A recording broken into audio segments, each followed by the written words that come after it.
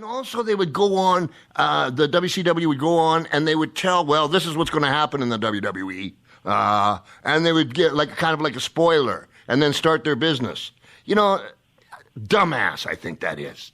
It's dumbass. You know, well, it was a much bigger budget example of when the Poffos tried to run against Jerry Jarrett. You know, Randy Savage spent all his time challenging Jerry Lawler instead of worrying about getting their own guys over and giving Jerry all that press. Yeah, and you know, so finally, then 5 years later, when the Poffos closed down and Jarrett brought Savage over and they had the match, it drew 8,000 people in Lexington, Kentucky for Jerry Jarrett.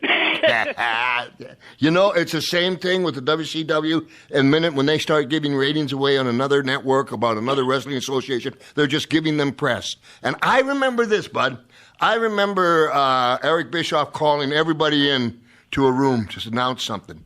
And myself and Hogan was just sitting on like a table on the left as you came in. Then the whole roster was there. I think Ric Flair was sitting down someplace.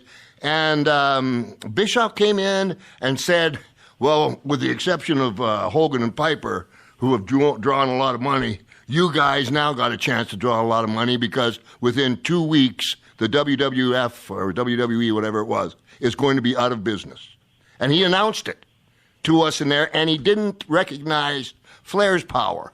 So he basically said, I remember hearing about that everybody was up in arms because, you know, obviously you can't be in a room with Ric Flair and say nobody's drawing money here except you two and not bring Flair into the conversation. That's what started a lot of the heat between Flair and Bischoff, wasn't it? Absolutely. And you see that's not, like, what has that got to do with the show tonight?